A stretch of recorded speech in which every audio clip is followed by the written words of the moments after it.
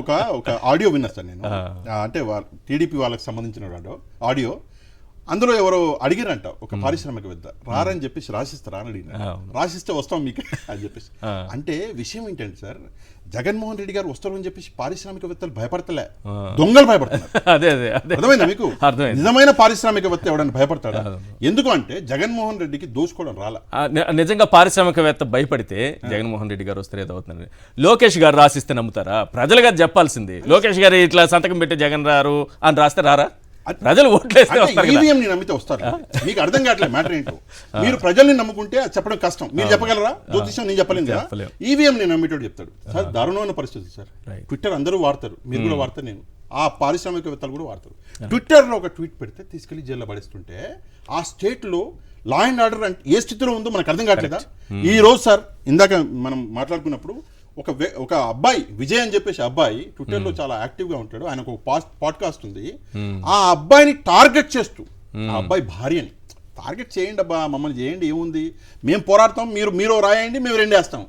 భార్యని ముందు తీసి పెట్టి గౌరవం, మహిళలు అంటే అసలు గౌరవం. ఈ రోజు ఎంత గౌరవం. ఇంకోటి సార్, అనితా రెడ్డి అని చెప్పేసి ఒక మహిళ ఉన్నది. నేను ఈమె గురించి చాలా గురించి చెప్పాలనుకుంటున్నా. అంటే వైసీపీ కోసం చాలా కష్టపడుతుంది. ఎట్లాంటివి ఏమీ అది ఆలోచించకుండా, ఎట్లాంటివి లేకుండా చాలా కష్టపడుతుంది.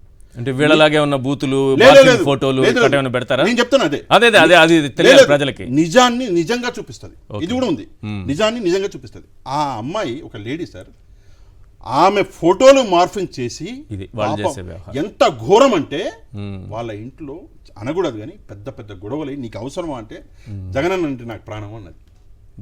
అది పరిస్థితి.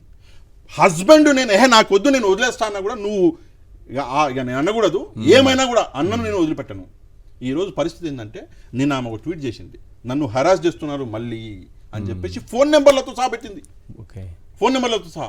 ఇట్లాంటి రాష్ట్రంలోకి పరిశ్రమలు వస్తాయా? ఒకసారి మనం అందరం ఆలోచించుకోవాలి. చంద్రబాబు నాయుడు గారు రాజకీయాలు చేయండి, మంచి రాజకీయాలు చేయండి, కానీ ఇట్లాంటి రాజకీయాలు మానుకోండి. రాష్ట్రంలో ఈ రోజు ఆ బిజినెస్ లో వచ్చి ఉంటే సార్ అందరం, మీరు కూడా ఆనందించేవారు, అంతే కదా, మేము కూడా ఆనందించేవాళ్ళం. ఎవరైనా రావద్దనుకుంటారా? రావాలనే కదా సార్ కోరుకుంటాము. అందరికంటే ముందు ఆనందపడేవాడు జగన్మోహన్ రెడ్డి గారు. రాష్ట్రానికి బిజినెస్ తీసుకొచ్చిండు. ఈయన ఇచ్చిన బిల్డప్ లకి 3 రోజుల తర్వాత నాకు ఓ రోజు అనిపించింది సార్, అర్రే తీసుకొస్తాడు ఒక 5 లక్షలు అనుకున్నాను, నిజం చెప్తాను. కానీ నిన్న క్లారిటీ వచ్చింది, ఏమీ లేదని చెప్పేసి. ఈ రోజు 2 చేతులు. అండ్ సార్ ఇంకో విషయం, ఢిల్లీ అన్నారు, మీరు అబ్జర్వ్ చేశారా? పోయేటప్పుడు ఢిల్లీ నుంచి వెళ్ళారు, ఢిల్లీలో ఓ రోజు ఉన్నారు. ఇప్పుడు మరి వచ్చేటప్పుడు ఢిల్లీలో ఓ రోజు ఉన్నారు. మళ్ళీ వెళ్ళింది ఎక్కడికి? స్విట్జర్లాండ్కేగా. దావోస్ అంటే స్విట్జర్లాండ్. చంద్రబాబు నాయుడు గారు మొదటిసారి ముఖ్యమంత్రి అయినప్పుడు స్విస్ బ్యాంక్ బాగా ఫేమస్ ఉండే, మీకు తెలియదు అప్పుడు. ఇప్పుడు లేదు, ఇప్పుడు తక్కువ అయిపోయి మొత్తం అక్కడికి కంపెనీలకు వెళ్ళిపోయింది. కానీ అప్పట్లో స్విస్ బ్యాంకే మొత్తం. మరి తాళాల గుర్తు ఏమైనా కొడుక్కి ఎవరికి పోయిందా అని చెప్పేసి కూడా డౌట్ వస్తుంది. ఇలాంటి అనుమానాలు ఏంటి సార్? రాష్ట్రం కోసం వెళ్ళాం, పెట్టుబడులు తేవడం కోసం. విషయం ఏంటంటే, మీరు ఒకవేళ ఏదైనా ఎంఓయూ తీసుకొస్తే ఎంఓయూల కోసం కష్టపడ్డారు అనుకోవచ్చు. కానీ మీరు గంటకు సూట్ వేసుకున్నారు, వెళ్ళారు, వాళ్ళని కలిశారు. సార్ ఎంత గౌరవం, నాకు నవ్వొచ్చింది.